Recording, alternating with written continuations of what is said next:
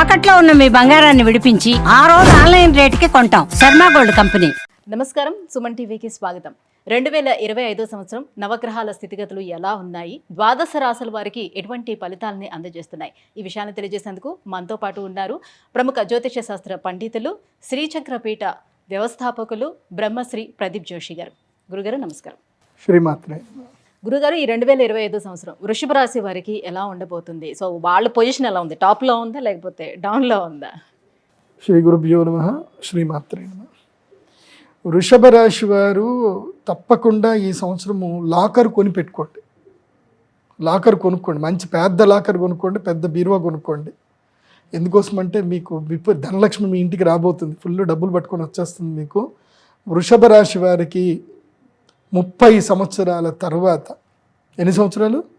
30 సంవత్సరాల తర్వాత 11వ స్థానం లోపలికి శని వస్తున్నాడు. మార్చి 38 వరకు ప్రశాంతంగా ఉండండి, దేని జోలికి వెళ్ళకండి. మార్చి 30 ట్రాప్. మార్చి 30 వరకు ఎలకకి ఎట్లాగైతే ట్రాప్ వేస్తారో అట్లా మీకు శని దశమ స్థానంలో ఉన్నప్పుడు ట్రాప్ వేస్తాడు. ట్రాప్లో పడి అప్పులో పడ్డారా, శని ఏకాదశంలో 2 సంవత్సరాలు ఉన్నా మీకు ఏమీ ఒరగదు, గుర్తుపెట్టుకోండి. ఈ 3 నెలలు జనవరి 1 నుంచి తీసుకొని మార్చ్ 28 వరకు తిన్నావా, పడుకున్నావా, తెల్లారిందా, ఎవరు ఏది అడిగినా గుర్తులేదు, మర్చిపోయా, తెలియదు, ఇదే చెప్పాలి మార్చి 28 దాకా. ఎందుకోసమంటే శని వచ్చేటప్పుడు 10వ స్థానంలో ఉంటాడు కదా, రాజ్య వశీకరణం చేసుకొని బంధిస్తాడు. సో ఆయన బంధించకుండా మీరు కామ్గా కూర్చోండి. ఏం లేదు, ఈ 3 వర్డ్స్ గుర్తుపెట్టుకోండి. వృషభ రాశి వారు ఏం లేదు, తెలీదు, గుర్తులేదు, మర్చిపోయా, మార్చ్ 28 వరకు.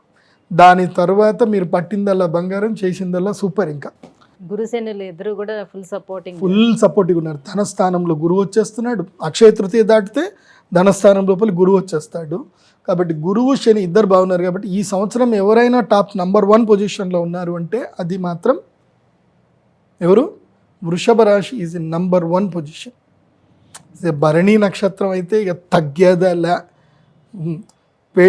నేను మెయిన్గా చెప్పేది ఏంటంటే యంగ్స్టర్స్కి పెళ్లి చేసుకోకండి. వృషభ రాశి వాళ్ళు పెళ్ళిళ్ళు చేసుకోకండి. ఈ సంవత్సరం పెళ్లి చేస్తాడు గురువు, తప్పకుండా రాగానే పెళ్లి చేస్తాడు. పెళ్లి చేశారనుకోండి, వివాహం విద్యానాశనం, శోభనం సర్వనాశనం, జీవితంలో ఏం సాధించలేరు ఇంకా. సో ఈ సంవత్సరం పెళ్ళిళ్ళు చేసుకోకండి అని చెప్తాను నేను యంగ్స్టర్స్.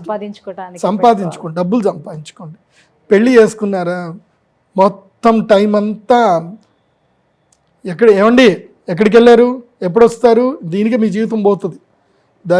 వృషభ రాశి స్థానంలోకి గురువు సెకండ్ ప్లేస్ లో గురువు వస్తున్నారు. అట్ ద సేమ్ టైం శనితో పాటు శుక్రుడు కూడా ఆ ప్లేస్ లోకి మీనరాశిలోకి వస్తున్నారు. కానీ శుక్రుడు మారుతాడండి. శుక్రుడు ఎవ్రీ 22 రోజులకి 28 రోజులకి మారుస్తాడు.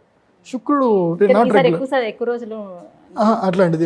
శుక్రుడు ఎప్పుడు మారుతూనే ఉంటాడు. సూర్యుడితో పాటు శుక్రుడు బుధుడు మారుతూనే ఉంటారు. అందుకే ప్రతి నెల రాశిఫలాలు వినాలన్నది. నెల రాశిఫలాలు వినాల్సింది, వారం రాశిఫలాలు వినాల్సిందే. అప్పుడప్పుడు మనకి మధ్యలో వచ్చేసి కమ్మటి గోరుముద్దలు పెట్టి వెళ్తారు వీళ్ళిద్దరు. ఎవరు? శుక్రుడు, సూర్యుడు, బుధుడు. ఈ 3 మాత్రమే మనకి తీయటి గోరుముద్దలు పెట్టి మధ్యలో వెళతారు. ఈ మిగతా ఈ 2 ఉన్నాయే, సంవత్సరం దాకా వీళ్ళు ఎంటర్టైన్ చేయరు. శని 2.5 సంవత్సరాల దాకా ఎంటర్టైన్ చేయడు. ఎంటర్టైన్ చేశాడా, వీళ్ళు వచ్చినా రాకపోయినా ఇచ్చేస్తూనే ఉంటాడు శని. కాబట్టి శని కేవలం 3 గ్రహాలకు మాత్రమే యోగిస్తాడు ప్రతి సంవత్సరం. 2.5 సంవత్సరాలకు ఒకసారి 3కి మాత్రం యోగిస్తాడు. ఈ సంవత్సరం ఇప్పుడు వచ్చింది వృషభ రాశి వారికి. అప్పుడు నా టైం ఆగయా, మీ టైం వచ్చేసింది. నేనేమంటాను అంటే ఈ టైంలో పెళ్ళిళ్ళు చేసుకోకండి అని చెప్తాను. పెళ్ళి చేసుకోవడం వల్ల టైం అంతా వేస్ట్ అయిపోతుంది. ఒకసారి రామ్ గోపాల్ వర్మ గారిది మంచి ఇంటర్వ్యూ చూడండి, చూసినాక పెళ్లి చేసుకోండి. వృషభ రాశి వారు మాత్రం సంపాదించండి. ఎంత సంపాదించాలంటే అంత సంపాదించాలి. కాంప్రమైజ్ అయ్యి కకృతి పడి పెళ్ళిళ్ళు చేసుకోకండి ఈ సంవత్సరం మాత్రం. నేను క్లియర్గా చెప్తున్నా. ఇల్లు కట్టుకోండి. 30 సంవత్సరాల తర్వాత అండ్ అప్పుల పాలు కూడా కాదు, అప్పులు కూడా చేయకూడదు. ఈ హౌసింగ్ లోను ఇవి ఏవైతే ఉన్నాయో ఇవి గుదిబండ. నీవు జీవితంలో ఎదగడానికి నీకు ఏ అవకాశాన్ని ఇవ్వదు చెప్తున్నా. నువ్వు రిస్క్ చేయలేవు జీవితంలో. ఇప్పుడు రిస్క్ చేయాల్సిన టైం ఇది. రిస్క్ చేయాలంటే ఫ్రీగా ఉండాలి. ఇప్పుడు మనం ఒక 5 కిలోల 10 కిలోల బస్తాన్ని మనం మెడలో వేసుకొని మనం పరిగెత్తగలుగుతామా? ఫాస్ట్గా పరిగెత్తలేదు. ఏమీ లేకుండా ఉంటేనే స్పీడ్గా పరిగెత్తగలుగుతాం. సో ఎలాంటి బాధ్యతలు ఏమీ లేకుండా ఫ్రీడమ్ ఆఫ్ థింకింగ్ తోటి వెళ్ళండి. ఇంకా ఎవరికైనా ఏదైనా కమిట్మెంట్ ఇవ్వాలి అన్నా సరే ఆలోచించకూడదు, ఇదేంద్రా నాకు ఈ బాధ్యతలు ఉన్నాయి కదా అన్న ఆలోచించకూడదు, అలా వెళ్ళండి వృషభ రాశి వారు. సో మీకు పట్టిందల్లా బంగారం అంటే అర్థం అదే మీరు ఒక హౌసింగ్ లోన్కో దేనికో ఈఎంఐలకో కమిట్మెంట్ అయిపోయారు అనుకోండి, ఇంకేం ఉండదు. ఈ కార్పొరేట్ వీళ్ళు చేసేది ఇదే, వాళ్ళు ట్రాప్లో చేస్తారు, కార్పొరేట్ ట్రాప్ అంటారు. ఏందో తెలుసా, మీరు జాబ్లో జాయిన్ అవ్వగానే మీకు వెల్కమ్ కిట్ ఇచ్చేస్తారు, ఏదో bank zero balance account welcome kit ఇస్తారు, దాంతోపాటు క్రెడిట్ కార్డు కూడా ఇచ్చేస్తారు. ఇంకా ఇక మనోళ్ళు వచ్చింది కదా ఉద్యోగం అని సర్ర గిక్తారు ఇంకా క్రెడిట్ కార్డు, అప్పై కూర్చుంటుంది. వాడికి కావాల్సింది అదే కదా, కార్పొరేట్ వాడికి కావాల్సింది ఏంది, వీడు లేబర్ లాగా పని చేయాలి, లేబర్ లాగా వీడికి అప్పు ఉంటే తప్ప వీడికి భయపడ్డు పని చేయడు. సో అట్లాగే ఉంటుంది. సో డోంట్ ట్రాప్, దాంట్లో క్రెడిట్ కార్డ్ ట్రాప్లో పడకండి. ఫ్రీడమ్ ఆఫ్ థింకింగ్లోకి వెళ్ళండి, స్టార్టప్లు బిగినింగ్ చేయండి, కష్టపడండి, business thinking, only business thinking అంత బాగా అది చెయ్యండి. వృషభ రాశి వారు నేను చెప్పేది ఏంటంటే తప్పకుండా ఆస్ట్రాలజర్ని కలవండి. ఓకే, నన్ను కలిస్తే ఇంకా మంచిది. ఎందుకోసమంటే ఐఎమ్ బిజినెస్ ఆస్ట్రాలజర్. నేను ఎవరికి ఏది చెప్పాలో ఎటువైపు ఎట్లా పంపించాలో నేను పంపిస్తాను. నేను పరిహార పూజలు చెప్పడం తక్కువ, గైడ్లైన్స్ ఇవ్వడం ఎక్కువ ఉంటుంది నాతో మాట్లాడితే. Because I know the world, నేను ఎకనామిక్స్ నాకు తెలుసు. ప్రపంచం పోకడలు తెలియని వాళ్ళ దగ్గర పోయి మీరు ఏం చెప్పించుకున్నా వేస్ట్. ప్రపంచం పోకడ తెలియాలి, గ్రహాల పోకడ తెలియాలి, రెండు తెలిస్తేనే నడుస్తుంది. సో రండి నా దగ్గరికి రండి, 25,000 పట్టుకొని రండి, నేను చెప్తా